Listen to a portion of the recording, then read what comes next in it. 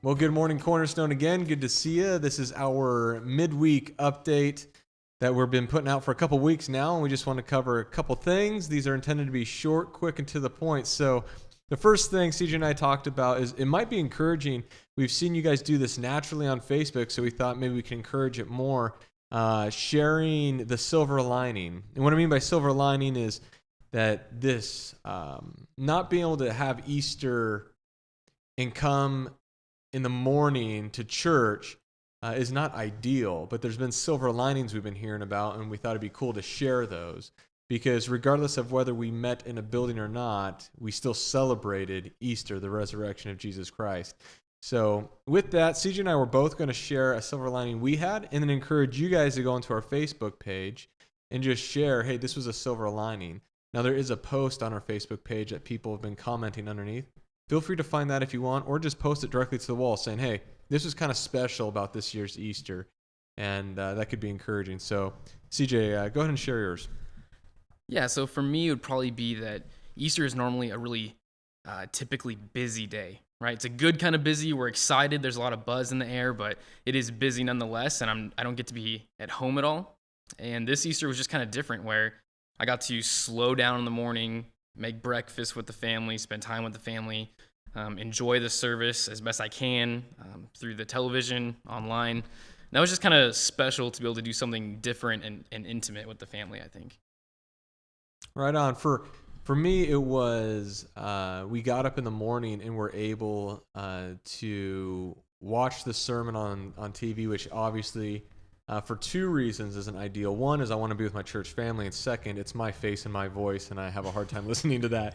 But what was cool was being able to take communion, and it seemed slowed down. Like communion, it wasn't rushed, and usually when I'm taking communion at church, I'm thinking about 5 other things that I'm going to be saying in a moment. And so it was nice just to be able to chill, be praying, listening, and then take communion. And I had Sophie, Emily, and I taking communion. Those are the 3 of us that have placed our faith in Jesus. And so we took communion together. And that was just a special time, being able to have Sophie there with us. Sophie, do you want to come up and say hi real quick? Don't kick anything. Come over here right to this mic and say hi. Okay. There she is. All right. Cool. It's nice to see her. All right. So that was kind of my silver lining. And Emily and I spent some time talking around how that's kind of unusual. And typically pastors are at church and buzzing around and not really too consumed with their families at all. So that's unique. So if you guys would like, we would love to see you guys take a moment and go out of your way to go to the Facebook page that we have for Cornerstone and just write on the wall, just, hey, the silver lining for me was this. We know it's not ideal, but maybe there were some highlights there for you.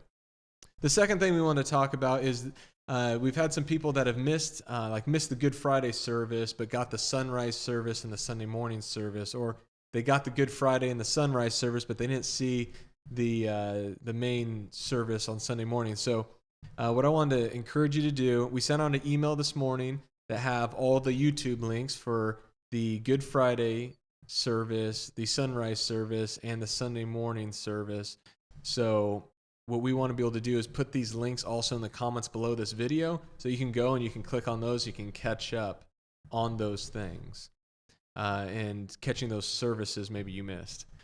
The other thing, as far as us kind of calling you into something and encouraging you and prodding Cornerstone Church along, we want to encourage Cornerstone members and followers of Jesus, even around the world, call you into prayer this week.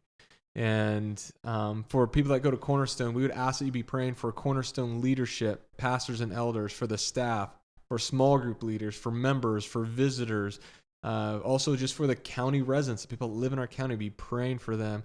And we want to be praying in all those areas for health, obviously because there's a pandemic, but also that in one way or another, God would utilize this moment to open the eyes of people and open the hearts of people to the truth of Jesus Christ. And that maybe for one reason or another, that this would be a special moment where people would be curious about who Jesus is, and maybe God could place us in those people's path and be able to explain the good news of the love of the Savior of the world to them.